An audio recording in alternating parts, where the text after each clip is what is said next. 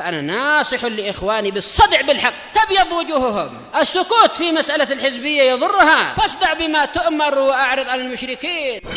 سلامي على دماج ورجالها والشيخ يحيى ودار العلم يا سعد بانيها.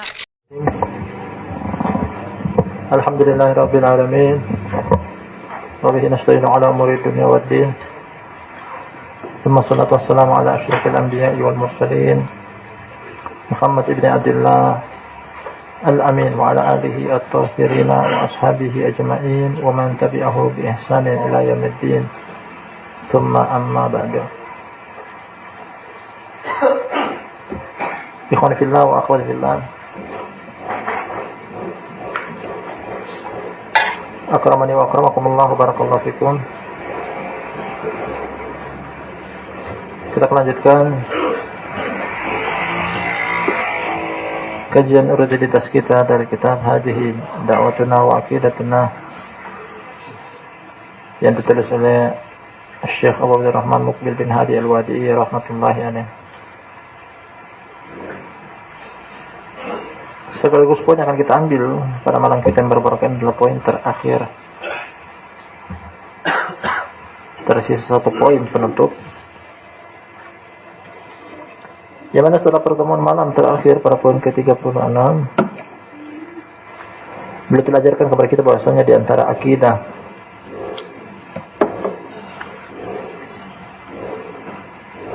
dakwah Ahlussunnah wal Jamaah, akidah Ahlussunnah wal Jamaah adalah mengimani tentang hadis-hadis yang datang penyebutannya tentang Imam Mahdi, Dajjal, serta turunnya Nabi Isa alaihissalam di akhir zaman. Serta kita beranggapan bahwasanya sesatnya orang-orang yang mengingkari hadis-hadis tersebut. Adapun pertemuan kita malam hari ini kita ambil poin yang berikutnya sekaligus poin terakhir. Kata Syekh Muqbil, semoga Allah merahmatinya, As-Sabi'u wal Thalathun, poin yang ke-37.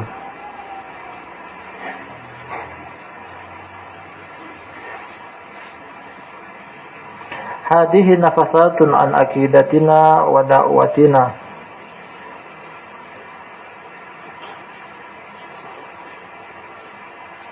Dzikruha wa dzikruha bi adillatiha yatulul kitab. Wa qad dzakartu julla adillatiha fi al-makhraj min al-fitan min al-fitnah. ومن لديه أي اعتراض على هذا فنحن مستعدون لقبول النصح إن كان محقا ولمناظرته إن كان مخطئا وللإعراض عنه إن كان معاندا والله أعلم.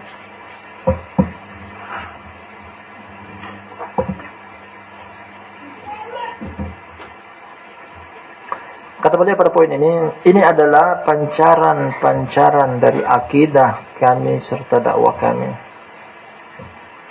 Sampai pada poin yang ke-36. Kata beliau ini adalah ideologi kami dan dakwah kami. Namun di akhir beliau akan sebutkan bahwasanya la yufidul hasar. Bukan berarti seluruh akidah Ahlussunnah wal Jamaah telah tersebutkan dalam buku ini. Sebagiannya. Nah, ini gambaran atau potret tentang dakwah Ahlussunnah serta akidah Ahlussunnah. Beliau lanjutkan penyebutannya dengan dalil-dalil mungkin akan memperpanjang kitab. Jadi beliau sengaja tidak menyebutkan dalil kecuali hanya beberapa saja, beberapa hadis yang beliau sebutkan. Ya, telah kita baca, yang kita jumpanya sekitar satu hadis. Nah, hadis Abu Hurairah. Sisa yang lainnya kosong. Namun beliau berikan alasan bahwa meskipun pada poin-poin ini beliau tidak sebutkan dalil dengan alasan karena akan memperpanjang kitab, aku telah menyebutkan sebagian besar dalil-dalilnya dalam kitab Al-Makhraj Minal Fitnah. Jadi beliau punya suatu tulisan dengan judul ini di Al-Makhraj minal Fitnah, jalan keluar dari fitnah. Yang bukunya lebih luas dan lebar dari Hadhihi Da'watuna wa Aqidatuna. Materinya mirip, hanya saja ini semacam ringkasan. Beliau pun sebutkan di sana tentang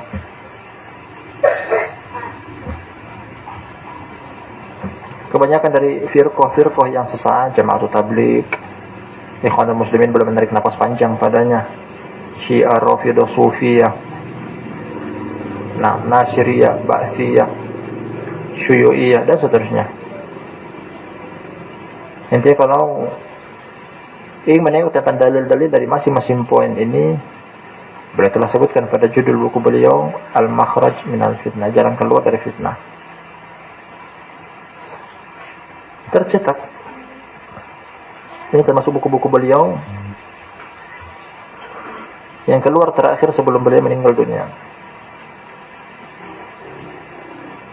Lanjut beliau, wa maladaihi ayatiradin, dan barang siapa yang memiliki kritikan terhadap buku ini, yang mau menegur, memperbaiki, mengkritik, Panahnu musta'idun likubulin nas. Kami siap sedia untuk menerima nasihat. Beliau alim ulama mengajarkan kepada kita tentang insaf, bahwasanya bisa jadi dalam buku ini ada kekeliruan. Manusia tidak akan pernah lepas dari hal ini.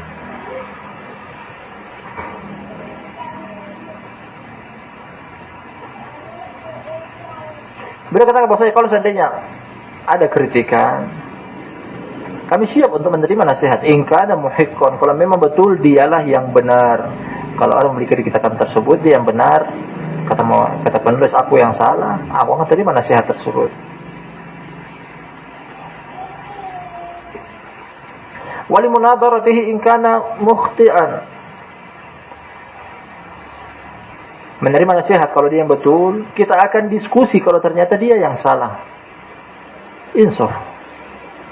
Siapapun yang memiliki kritikan silahkan. Kalau engkau betul, kita akan terima nasihat tersebut. Kalau ternyata engkau yang salah, ayo kita diskusi, mencari titik temu al-haq. Walil iradi anhu in kana mu'adidan, kami akan berpaling darinya ketika dia adalah orang-orang yang membangkang. Diberikan teguran, gagasan, ternyata dia yang salah, kita nasihati, dia enggak terima. Kalau begitu kita berpaling, kata beliau. Wallahu a'lam. Terakhir boleh tutup dengan Allah lah yang lebih mengetahui.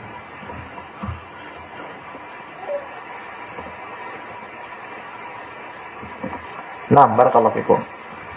Satu poin ini terakhir sebagai penutup.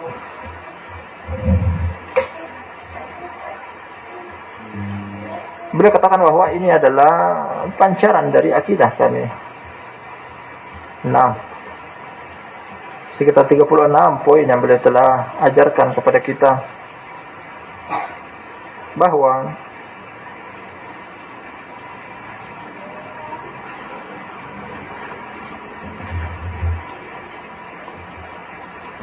yang beliau ajarkan adalah akidah Ahlussunnah wal Jamaah serta dakwah Ahlussunnah wal Jamaah.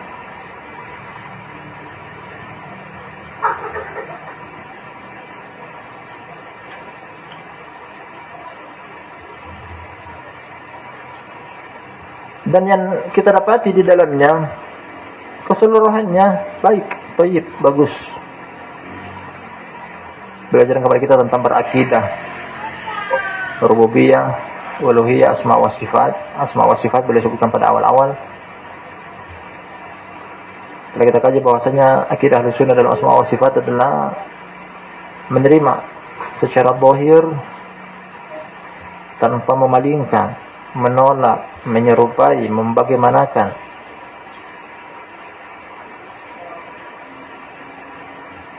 Al-Muhim apa yang kita dapati dari poin 1 sampai poin yang ke-36 sebelum penutup 37, bahwa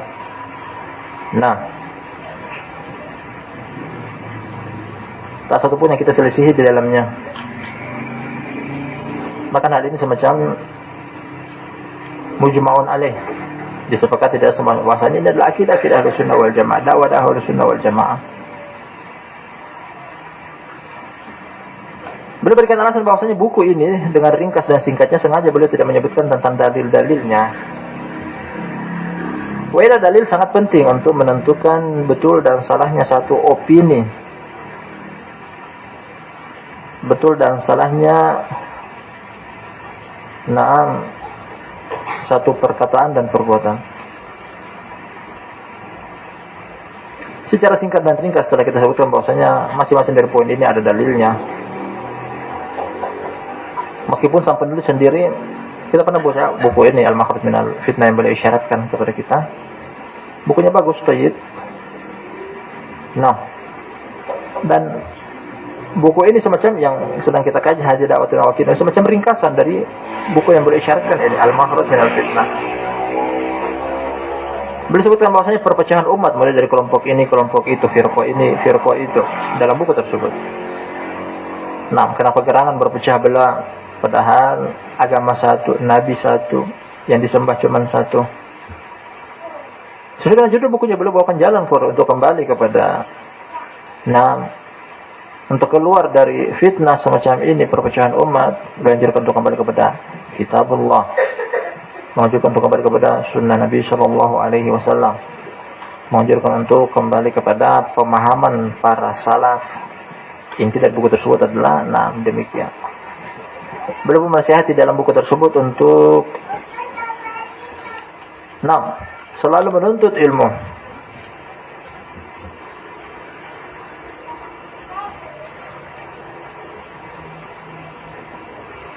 Jadi sampai pada titik ini kita ketahui bahwasanya alasan beliau kenapa tidak menyebutkan dalil-dalil, wa illa dalil sangat penting dari buku-buku yang telah kita kaji sebelumnya. Walhamdulillah kita sengaja memilih bahwasanya setiap satu bab terdapat landasan hukum di dalamnya. Paling pertama Al-Quran, kemudian yang kedua hadis. Kalau ada perkataan para ulama ditambahkan, ternyata ini alasannya. Dan alhamdulillah telah kita selesaikan juga dalam beberapa hari buku yang singkat dan ringkas ini. Namun alhamdulillah fawaid begitu banyak kita petik di dalamnya berkaitan dengan materi yang beliau sebutkan. Satu hal yang penting untuk didiskusikan di sini bahwa beliau katakan,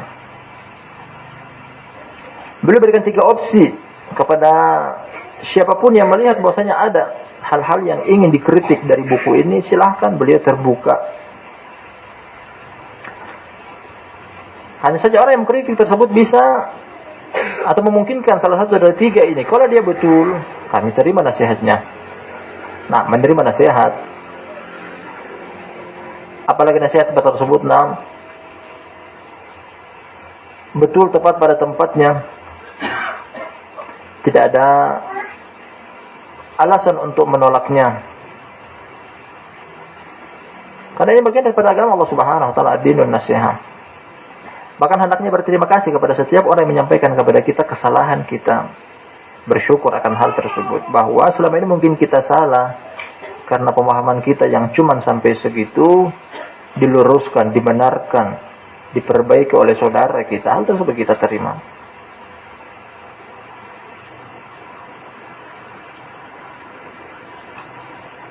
Dalam pepatah, man dalladhi ma sa'aqat wa man dalladhi lahu husna faqat. Kata yang indah artinya adalah, siapa yang tidak punya kesalahan, siapa yang hanya memiliki kebenaran saja, artinya tidak ada kesalahan. Man dalladhi la sa'aqat wa man ladhi lahu husna faqat.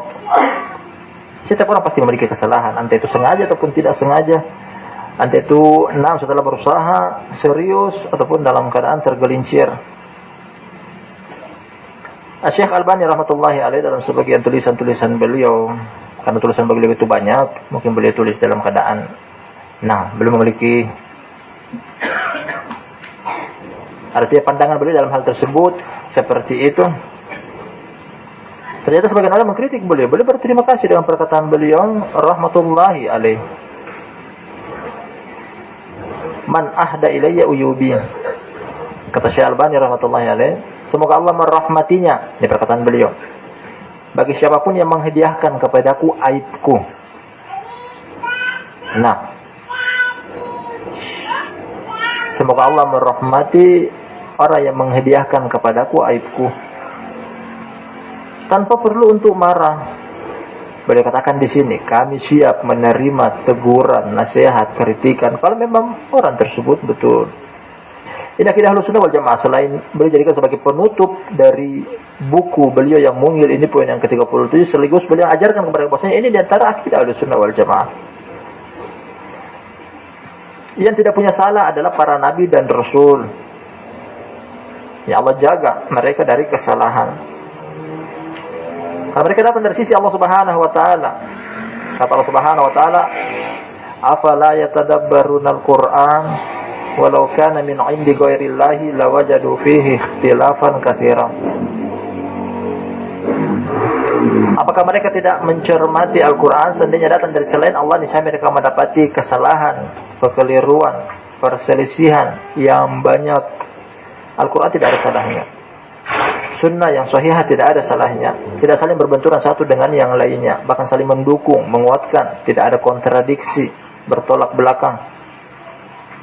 Sebagaimana Al-Quran tidak ada salahnya, demikian sunnah yang sahih tidak ada salahnya. Allah memuji tentang perkataan Nabi SAW yang keluar dari lisan beliau. Kata Allah Subhanahu wa taala, "Wa ma yantiqu 'anil hawa in huwa illa wahyu yuha." Namun manusia tempatnya kesalahan. Hal ini harus kita pahami.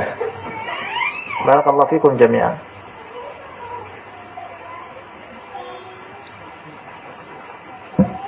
Kata Allah Subhanahu wa ta'ala dalam hadis qudsi, "Ya ibadi innakum tukhti'una bil-laili wan-nahar wa ana aghfirudz dzunuba jami'an. Fastaghfiruni aghfir lakum." Wahai hamba-hambaku, kalian melakukan kesalahan siang dan malam hari. Dan aku adalah zat yang menerima ampunan, menerima permohonan ampunan. Minta ampunlah kepada aku akan ampuni kalian. Istighfarlah kepada aku akan ampuni kalian. Allah Subhanahu wa taala mensifati bahwa manusia melakukan kesalahan siang dan malam hari. Entah itu sengaja ataupun tidak sengaja. Nah, serius ataupun main-main. Alami manusia tempatnya kesalahan. Beliau pun tak menutup kemungkinan bahwasanya bisa jadi tulisan yang beliau telah keluarkan ini jangan sampai ada kesalahan yang bisa jadi salah tulis, salah cetak, salah dalam memahami satu ayat, satu hadis. Nah, beliau orangnya insaf, silahkan terbuka. Namun salah satu dari tiga hal yang ketika telah disampaikan kritikan tersebut, kalau memang betul diterima. Kalau salah menurut aku lain, kita diskusi. Ini yang tepat. Diskusi, boleh membuka pintu diskusi. Nah, barakallahu fikum. Al-Quran mengajarkan kita untuk diskusi kalau seandainya terjadi perselisihan. Kata Allah Subhanahu wa taala, "Wala tujadilu ahlal kitab illa billati hi ahsan illa alladziina dzalamu minhum." Janganlah kalian mendebati ahlul kitab kecuali dengan cara yang baik. Nah, Allah anjurkan buka pintu diskusi, silakan diskusi, namun dengan cara yang baik. Cara yang baik kata para ulama menerangkan bahwasanya inti yang kita cari dengan metode cara yang baik adalah inti yang kita cari adalah al-haq. Setiap orang harus tunduk kepada al-haq. Juga kata Allah Subhanahu wa taala menganjurkan atau mengajarkan kepada kita tentang bolehnya diskusi, "Qul hatu burhanakum in kuntum shadiqin." Katakanlah Muhammad, datangkan hujah kalian kalau kalian adalah orang yang jujur. Membuktikan bahwasanya Nabi SAW juga diskusi dengan sebagian orang yang mungkin mengkritik beliau, tidak menerima apa yang beliau ajarkan. "Qul hatu burhanakum." Ayo sama kita akan datangkan. Hal ini pernah dilakukan oleh Imam Syafi'i dan beberapa imam yang lainnya. Dan dalam buku-buku para ulama, mereka menulis tentang bab ini, bab al-munadhar, diskusi. Hanya saja barakallahu fikum, betul dan salahnya kita timbang dengan ini ya, kita cari titik temu al-haq yang kita jadikan sebagai patokan utama. standarisasi. Kita harus kembali kepadanya tanpa ada persisian, dan dari kita adalah kitab dan as-sunnah. Kata Allah Subhanahu wa taala, "Fa in tanaza'tum fi syai'in farudduhu ila Allahi war rasuli in kuntum tu'minuna billahi wal yawmil akhir." Kata Allah Subhanahu wa taala, apabila kalian berselisih akan sesuatu, maka kembalikanlah kepada Allah dan Rasulnya apabila kalian mengaku beriman kepada Allah dan hari akhir. Nah, ini dia, bukan sekedar menguatkan pendapat kita, orang lain harus ikut kepada pendapat kita. Tidak, yang kita jadikan sebagai patokan adalah kitab dan as-sunnah. Siapapun harus kembali kepada kitab dan as-sunnah. Perkataan yang sama juga datang dari Imam Syafi'i rahmatullahi alaihi. Kata dia, "Ma ubali nadartu ahadan dhaharal haqqu min lisani au min lisani khosmi." Kata Imam Syafi'i rahmatullahi alaihi, aku tidak peduli ketika aku berdiskusi dengan orang lain, nampak al-haq dari lisanku atau dari lisannya dia. Intinya adalah mencari al-haq. Para ulama mengajarkan kepada kita bahwasanya boleh diskusi, namun bukan debat. Bukan debat kusir. Debat kusir artinya adalah, bagaimanapun caranya aku harus menang, yang lain harus kalah. Dengan metode yang halal ataupun yang haram. Namun diskusi boleh. Dibuka peluang oleh agama ini untuk berdiskusi.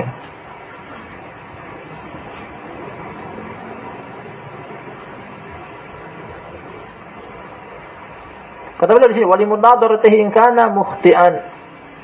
Diskusi dengan dia apabila dia salah. Nah, cari titik temu adalah al-haq.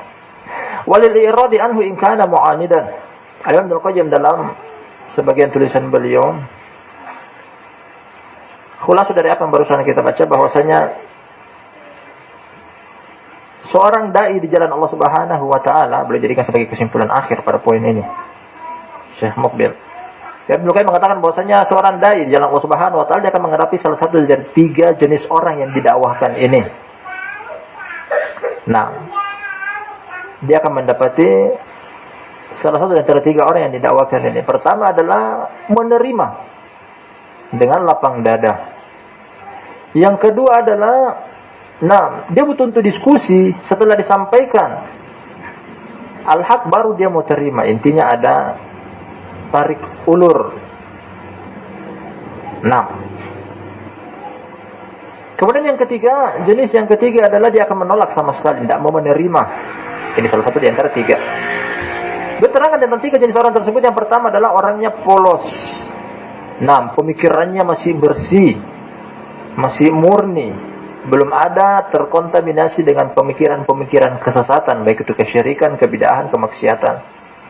Makanya orang seperti ini ketika disampaikan sangat mudah untuk dia terima. Anak-anak yang masih muda, belum terkotori dengan pemikiran-pemikiran yang sesat. Sangat mudah untuk menyampaikan kepada jenis orang yang pertama ini. Disampaikan, dia terima. Namun pada jenis yang kedua, tingkatan yang kedua, terkadang kita dapati dari sebagian orang yang mungkin pernah terjerumus ke dalam firqah kebid'ahan. Orang ini butuh untuk didebati, didiskusi. Karena apa yang dia dapati di waktu lampau mungkin beda dengan apa yang akan kita sampaikan sekarang. Dia akan bertanya, dia akan tidak terima, dia akan minta untuk diskusi, dia akan minta untuk debat.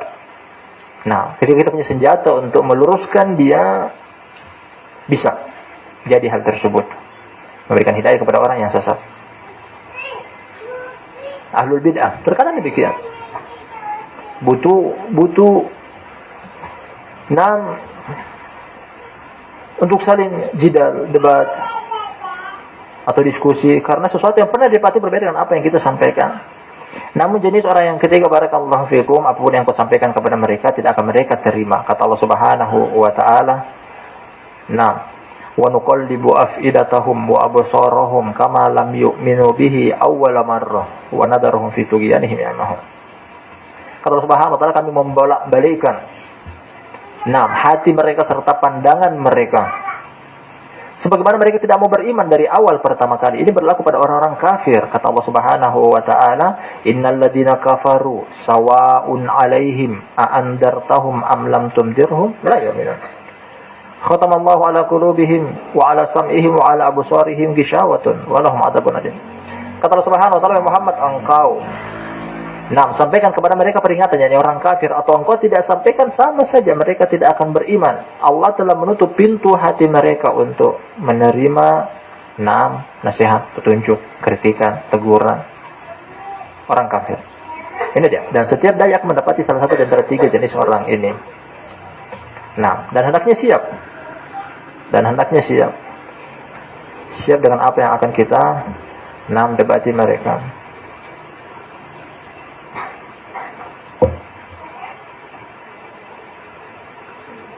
Terakhir kata beliau dari alinea yang boleh jadikan sebagai penutup. Hada wa mimma yanbaghi an yu'lam anna hada laysa shamilan li da'watina wa li aqidatina. Fa inna da'watana min al-kitabi was sunnah ila al-kitabi was sunnah wa hakadha al-aqdiyah. Wa hasbunallahu wa ni'mal wakil wa la hawla wa la quwwata illa billah, intaha. Ini kata beliau, dan yang seharusnya diketahui bahwa tulisan ini tidaklah mencakup seluruh akidah kita dan dakwah kita, karena beliau bawakan dengan singkat dan ringkas. Terbukti bahwa saya dalam beberapa hari saja kita kaji selesai dengan jumlah poin juga yang sangat minim, 36. Artinya di sana masih ada akidah-akidah, dakwah-dakwah ahlu sunnah yang lainnya. Beliau tidak menyebutkan bahwasanya buku inilah yang paling lengkap, yang paling sempurna dalam materi yang sedang kita kaji, tidak. Kemudian beliau isyaratkan bahwasanya dikarenakan dakwah kita berasal dari kitab dan as-sunnah juga menuju kitab dan as-sunnah. Artinya apa dari perkataan ini? Bahwasanya beliau sebelum menyampaikan hal ini, beliau kaji dulu kitab dan as-sunnah. Dakwah beliau dibangun di atas kitab dan as-sunnah, menyeru kepada apa juga? Kepada kitab dan as-sunnah. Perkataan ini penting. Bahwasanya apa yang kita ajarkan kepada umat bukan berasal dari dalam kantong atau dompet kita. Tidak. Bahkan tak satu pun yang kita sampaikan, yang kita nisbahkan kepada agama Allah Subhanahu wa taala kecuali memiliki landasan hukum dari kitab dan as-sunnah. Ada sebagian orang ketika menyampaikan sesuatu bukan berasal dari kitab dan as-sunnah, tapi dari pemahaman dia murni. Inilah yang membedakan dakwah-dakwah ini dengan dakwah-dakwah yang lainnya. Dakwah akidah Ahlussunnah, dakwah Ahlussunnah diambil dari kitab dan as-sunnah, menyeru orang untuk kembali kepada kitab dan as-sunnah.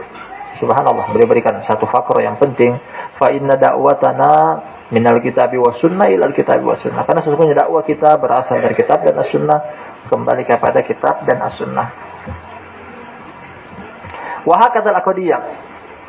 Juga termasuk perkara-perkara akidah yang tidak terdapat di dalamnya ijtihad.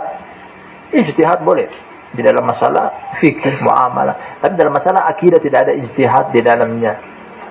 Dalam masalah akidah tidak ada kecuali apa yang diambil dari kitab dan diambil dari sunnah.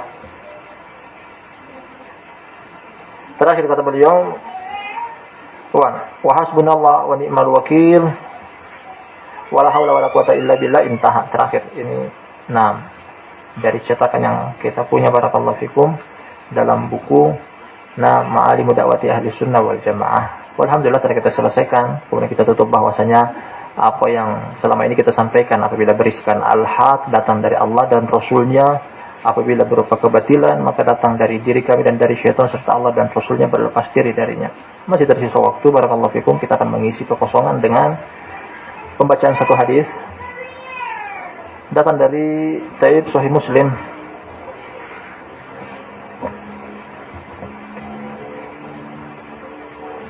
Kemudian sebelum kita akhiri bahwa kita akan lanjut pada hadis di depan kita ini. Insyaallah kitab lanjutan yang akan kita kaji adalah kitab Tauhid. Karena sebagaimana kesepakatan kita bahwasanya materi di waktu antara maghrib dan isya kita akan isi dengan dua materi ini, akidah atau tauhid. Selang-seling. Selesai dari satu materi akidah kita pindah ke tauhid, berpindah lagi dari tauhid kita akan ke manhaj. Materi-materi yang kita butuhkan untuk menguatkan keimanan kita. Barakallahu fikum. Kita baca sebuah hadis dari Sahih Muslim, tepatnya dalam kitab At-Taubah, kitab At-Taubah, dengan nomor hadis 5074. dari seorang sahabat Abu Sa'id Al-Khudri radhiyallahu anhu.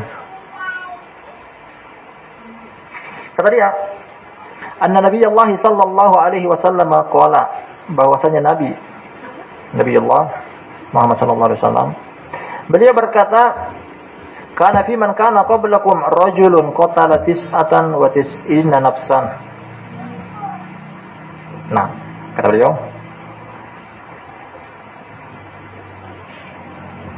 ada dari umat sebelum kalian seseorang yang dia pernah membunuh 99 jiwa. Hadisnya tidak panjang. Kata beliau pada awal hadis bahwasanya ada dari orang-orang sebelum kalian, dari kaum sebelum kalian seseorang yang dia pernah membunuh 99 jiwa. Fasa'ala an a'lami ahlil ard fadulla ala rahwihim. Akhirnya dia bertanya tentang seseorang yang alim di permukaan bumi, ditunjuki kepada dia seorang rahib, seorang alim yang memiliki ilmu di zaman tersebut. Fa'atahu faqala innahu qatala tis'atan wa tis'ina nafsan fahal lahu min taubah. Akhirnya orang ini yang telah membunuh 99 jiwa, dia datang ke rahib tersebut, ke alim ulama tersebut, dan menanyakan sambil memberitahukan bahwasanya dia pernah membunuh 99 jiwa, apakah masih ada pintu taubat baginya. Dia ingin bertobat. Subhanallah, dosa yang begitu besar dia lakukan, ternyata Allah masih berikan dia taufik untuk bertobat. Faqala la. Alim ulama tersebut memberikan jawaban, tidak. Mungkin dia menganggap dosa besar satu muslim, satu jiwa yang haram untuk dibunuh saja dosa besar, apalagi dikali dengan 99. Orang alim ini ternyata salah, keliru.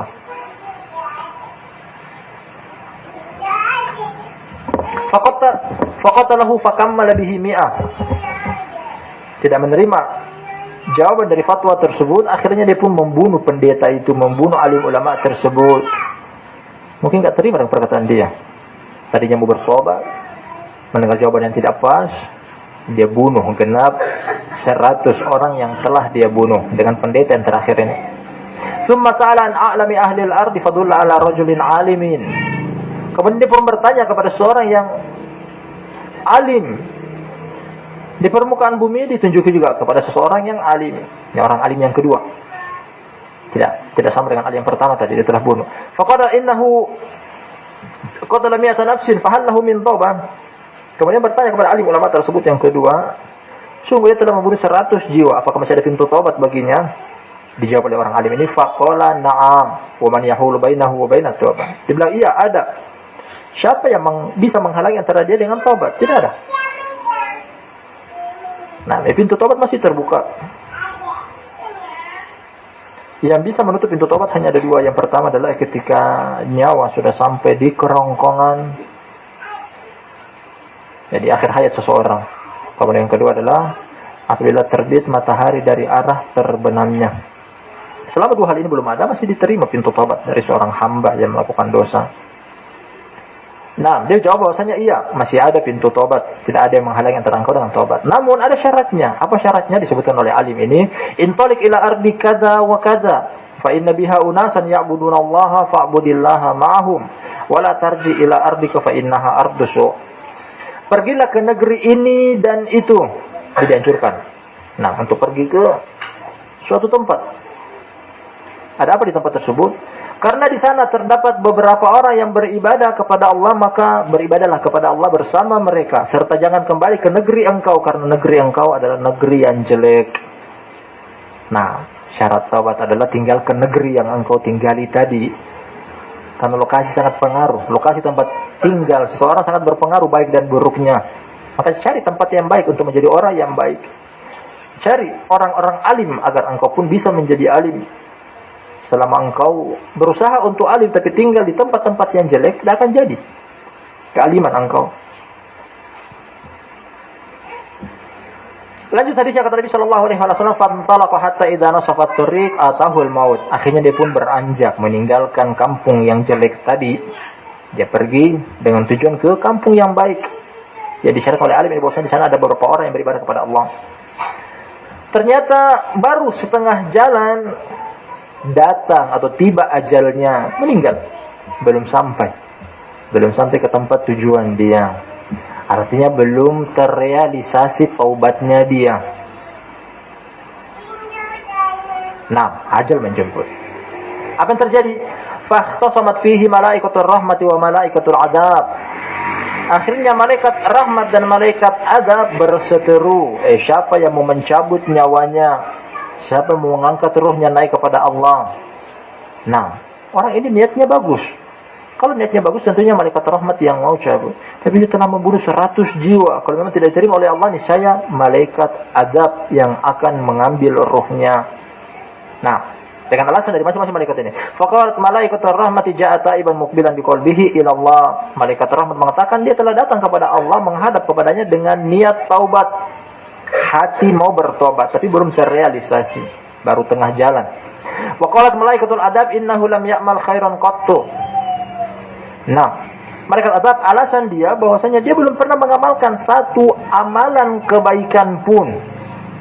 99 jiwa selama hidupnya. Nah, la ilaha illallah. Berdarah dingin orang ini. Tangannya begitu gampang mengangkat senjata untuk membunuh orang.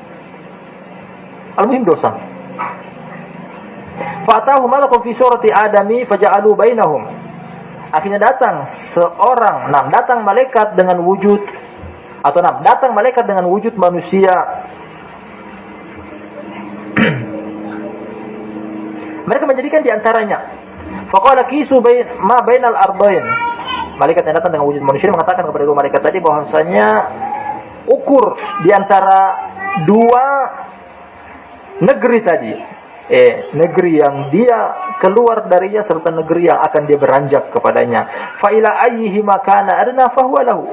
Di manakah dia lebih dekat, maka dia digolongkan dari penduduk negeri tersebut. Kalau ternyata jenazahnya dia yang sudah berbentuk jasad ini, tanpa ruh, lebih dekat kepada negeri yang dia tinggali tadinya, berarti dia masih orang jelek. Kalau ternyata jasad dia lebih dekat kepada negeri yang dia tuju, yang ingin dia tuju, orang-orang baik, berarti dia orang baik. Nah, faqasuhu fawajaduhu adna ilal ardi allati arada faqawadathu malaikatur rahmat. Ternyata setelah diukur, ternyata dia lebih dekat ke negeri yang dia tuju. Akhirnya malaikat rahmat mencabut nyawanya, mengambil dia. Nah, tanda kebaikan, bukti bahwasanya orang ini kabar gembira bagi dia. Kalau kata ada sebagian perawi dalam hadis ini, Qatadah berkata, faqala Hasan, dzukira lana annahu lamma atahu al-maut na'a bi sadrihi. Diberitakan kepada kami, kata Hasan, bahwasanya ketika orang ini mati, dadanya membusung menghadap ke negeri yang dia tuju. Artinya dia menghadap ke arah sana. Karena itulah dia dihukumi bahwasanya dia akan pergi menuju ke sana dan dia diwafatkan oleh malaikat rahmat karena datang dalam keadaan bertobat kepada Allah Subhanahu wa taala. Nah, barakallahu fikum, ini kisah tentang seseorang dari zaman dahulu, bukan di zaman ini, yang telah membunuh 99 jiwa. Hadisnya Abu Sa'id Al-Khudri radhiyallahu anhu, riwayat Imam Muslim. Begitu banyak fawaid yang kita bisa petik dari hadis ini, di antaranya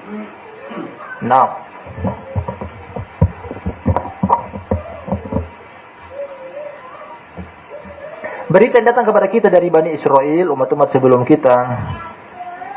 Nabi SAW memberikan kita memberitahukan kepada kita tentang mauqif kita akan hal tersebut. Dengan perkataan beliau, idza ja'akum min ahlil kitab fala tusaddiquhum wa la tukadzibu wa qulu amanna billahi wa ma unzila ilaina. Kata Nabi sallallahu alaihi wasallam, apabila datang kepada kalian berita dari umat-umat terdahulu, umat sebelum kita, jangan diterima 100%, jangan juga ditolak 100%, namun katakanlah kami beriman kepada apa yang Allah turunkan kepada kita.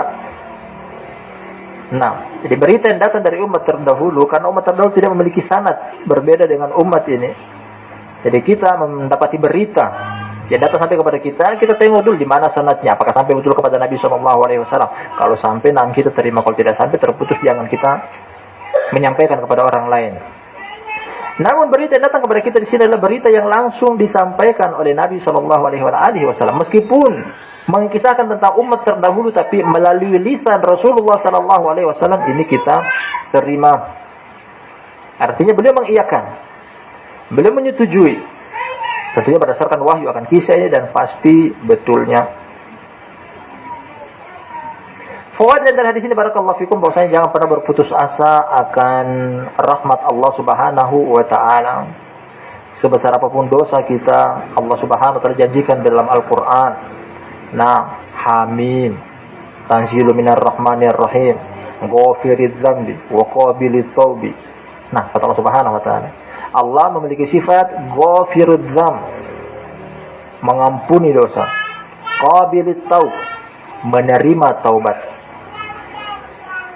Sebesar apapun dosa kita, barakallahu fikum, Allah Subhanahu wa taala akan mendatangkan ampunan juga yang begitu besar. Dalam satu hadis kata Allah Subhanahu wa taala dalam hadis qudsi, "Ya ibadi, law ataitani bi qurabil ardi khotoya, thumma la tusyrik bi syai'an, la ataituka bi qurabiha maghfirah." Kata Allah Subhanahu wa taala, "Wahai hamba-hambaku, seandainya kalian datang kepadaku dengan sepenuh bumi kesalahan, namun kalian tidak menyekutukan aku dengan sesuatu apapun, aku akan datangkan kepada kalian sepenuh itu juga ampunan." Nah, sepenuh itu ampunan. Dosa apapun itu Allah masih terima. Bahkan dosa kekafiran merupakan dosa yang paling besar, serta dosa kesyirikan yang Allah Subhanahu wa taala, nah, dosa yang paling besar.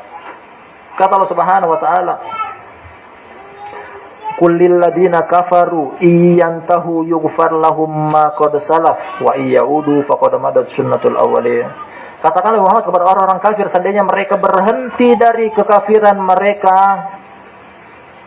nah, kata Allah Subhanahu wa taala, akan diampuni kepada mereka apa yang telah lalu. Dosa yang paling besar adalah dosa kafir. Namun Allah memberi kesempatan kalau orang tersebut mau tobat, pintu tobat masih terbuka. Nah, pintu tobat masih terbuka. Allah Subhanahu wa taala Maha mengampuni dosa. Sebesar apapun dosa kita, jangan pernah putus asa. Syaitanlah yang membuat orang itu putus asa, mengatakan bahwasanya dosa engkau terlalu besar, tidak akan diampuni oleh Allah Subhanahu wa taala, terus saja bikin dosa. Nah, kata Allah Subhanahu wa taala, "Wala yai'asu ar-ruhillahi." Nah, illal qaumul kafirun. Tidaklah berputus asa dari rahmat Allah Subhanahu wa taala kecuali orang-orang kafir. Orang kafir yang tidak memiliki harapan, tidak menaruh harapan kepada Allah Subhanahu wa taala. Dosa apapun itu Allah akan terima dari seorang hamba. Barakallahu fikum. Yang berikutnya, fawaid yang bisa kita petik dari hadis ini juga.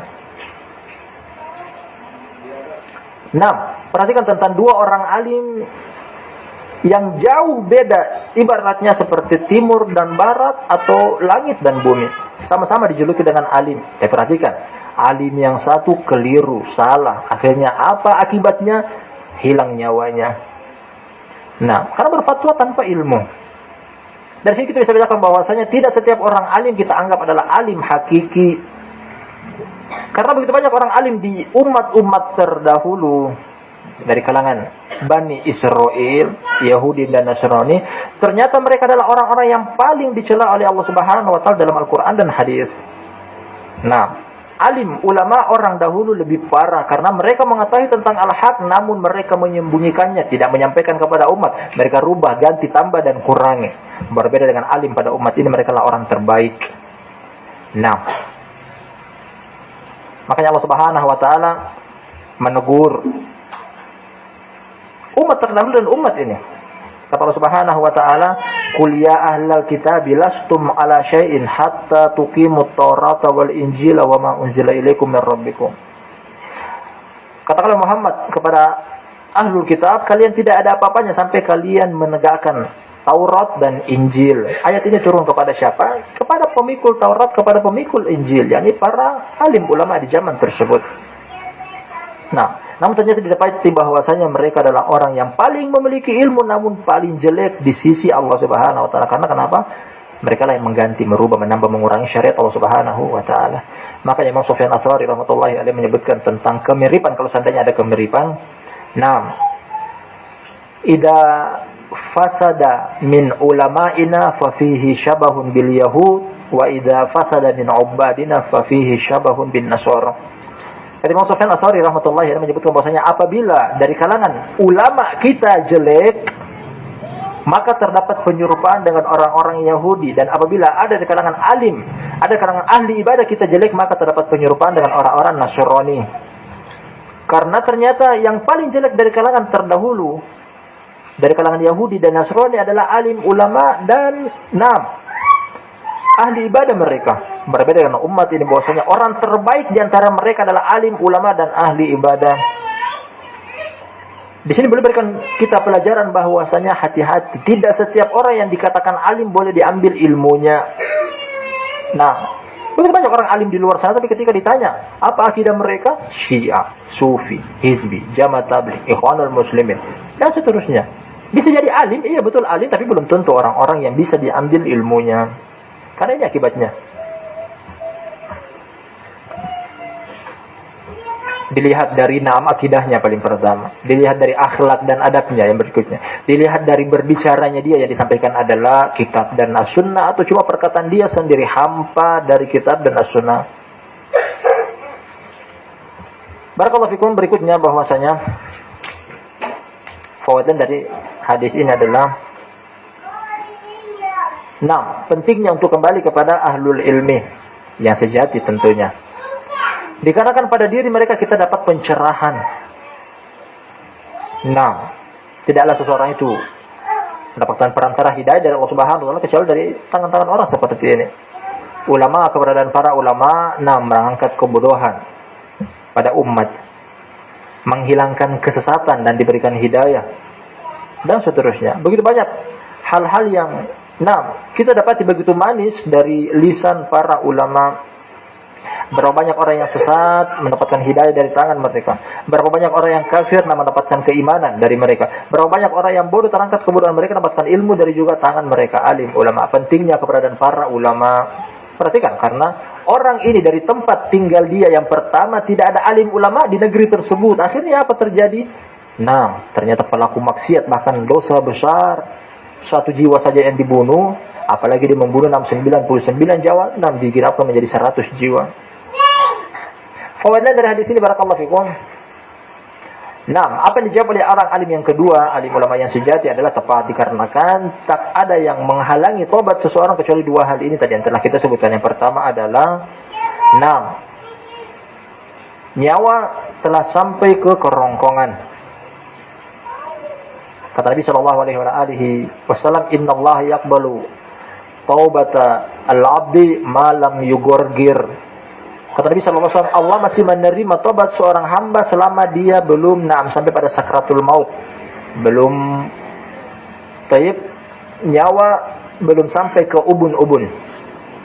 Ketika nyawa sampai ke ubun-ubun kemudian seseorang bertobat, tidak akan diterima dari. Seperti datang dari kisahnya Fir'aun alaihi la'natullah. Kata Allah Subhanahu wa taala, "Hatta idza adrakahul gharq qala amantu annahu la ilaha illalladzi amanat bihi banu Israil wa ana minal muslimin." Kata Allah Subhanahu wa taala, sampai ketika Fir'aun mau ditenggelamkan, barulah dia mengucapkan, aku beriman terhadap apa yang Bani Israel beriman kepadanya, dan sekarang aku termasuk orang-orang Islam, berislam kepada Allah. Kata Allah Subhanahu wa taala, al-ana wa qad asaita qablu wa kunta minal mufsidin. Sekarang baru engkau taubat, padahal dulu engkau adalah orang-orang yang melakukan kerusakan. Tidak diterima. Meskipun masih sempat untuk terucap perkataan tersebut, tapi sudah terlambat. Kenapa? Tidak dari sebelumnya. Yang kedua, pintu taubat masih terbuka apabila matahari belum terbit di arah tenggelamnya. Kata Allah Subhanahu wa taala, yauma la yanfa'u nafsan imanuha lam takun amanat min qablu aw kasabat fi imaniha khaira. Keimanan masih akan terima ketika matahari belum terbit di arah tenggelamnya. Ketika matahari terbit di arah tenggelamnya, matahari terbit dari arah barat, di situ tertutup pintu taubat. Ketika itu belum terjadi, masih akan terbuka pintu taubat. Fawaidan dari hadis ini barakallahu fikum bahwa niat seseorang dinilai oleh Allah Subhanahu wa taala tentang kebaikan. Seseorang yang akan mengamalkan kebaikan dinilai bahkan niatnya berbeda dengan kejelekan. Allah Subhanahu wa taala tidak akan menilai seseorang dengan kejelekan kecuali setelah dia perbuat. Datang dalam hadis Ibnu Abbas, kata Nabi sallallahu alaihi wasallam, "Naam, idza hammal 'abdu bihasanatin falam ya'malha katabahu Allahu lahu hasanatan wahida wa idza hamma bihasanatin fa amila biha katabahu Allahu hasanat."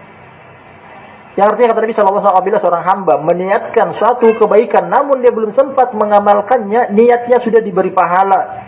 Apabila dia meniatkan satu amalan kebaikan kemudian dia merealisasikannya, ditulis niatnya dapat pahala, amalannya pun mendapat pahala ila sab'ati mi'adifin ila adafin katsir, sampai 700 kali lipat pahala yang akan didapati buah hasil dari niatnya yang dia realisasikan dalam bentuk amalan. Kemudian kata Nabi sallallahu alaihi wasallam, "Idza hamma bisayyi'atin falam yamalha." Apabila dia meniatkan satu kejelekan namun dia tidak mengamalkannya, tidak dicatat kejelekan. Apabila dia meniatkan kejelekan kemudian dia merealisasikannya, dicatat satu kejelekan. Makanya niat baik dari seseorang tetap dinilai oleh Allah Subhanahu wa taala. Innamal a'malu binniyat. Nah, perhatikan, orang ini belum pernah melakukan satu kebaikan pun, tapi diterima tobatnya oleh Allah Subhanahu wa taala karena apa? Niat yang ada di dalam hatinya. Yang berikutnya, barakallahu fikum, di antara fawaid dari hadis ini juga adalah tentang pentingnya lokasi tempat tinggal kita, sangat memiliki pengaruh baik dan buruknya. Nah, seseorang mau menjadi orang soleh tapi ketika dia tinggal di tengah-tengah orang toleh, orang-orang jelek, orang buruk, orang yang berakhlak jelek, tidak akan terjadi kesolehan pada diri dia. Sebagaimana orang yang mungkin jelek, dia duduk di antara orang-orang yang soleh, sedikit demi sedikit akan menjadi orang soleh. Maka dekat dengan orang soleh adalah kebaikan. Meskipun tadinya kita bukan orang soleh, insya Allah. Nah, ya kata hadis, kata Nabi SAW, kata Allah Subhanahu Wa Taala, ulaika lam yashqa bihim jalisuhum. Orang-orang yang mungkin cuma sekedar lewat dalam satu majelis, bukan niatnya untuk datang belajar, tapi lewat ternyata dia singgah di satu majelis, kata Allah Subhanahu Wa Taala, mereka adalah orang-orang yang tidak mendapatkan keburukan orang-orang yang duduk dengan bersama mereka. Nah, duduk dengan orang-orang baik, insya Allah pun akan menjadi baik. Dalam hadis Abu Musa al-Asy'ari radhiyallahu anhu, kata Nabi sallallahu alaihi wasallam, "Mathalu jalisi shali wa jalisi su kahamilil mis wa nafikhil kir." Perumpamaan tentang teman duduk yang baik dan teman duduk yang jelek ibaratnya seperti penjual minyak wangi atau pandai besi. Penjual minyak wangi, dan juga ada hadisnya kata Nabi sallallahu alaihi wasallam, "Imma an tuhdiyak wa imma an tabta minhu wa imma an tajid minhu rihatan thayyibah." Dari teman duduk yang jelek ibaratnya seperti penjual minyak wangi, bisa jadi engkau mendapati dia menghadiahkan kepada engkau, atau paling tidak engkau bisa beli parfum dari dia, atau paling tidak, paling minimnya adalah engkau bisa dapati dari dia wangi-wangi yang harum. Wa imma nafikhil kir imma an yuhriqu thiyabak wa imma tajid minhu rihan thayyibah. Adapun teman duduk yang jelek ibaratnya seperti pandai besi, engkau dekat kepada dia, paling minimnya akan terbakar baju engkau, mendapati bara yang berterbangan ke pakaian engkau, atau paling tidak, paling minimnya adalah engkau dapati dari dia bau-bau yang tak sedap. Tempat tinggal seseorang sangat berpengaruh, baik itu dari sisi akidahnya, akhlaknya, adabnya, dan juga agamanya.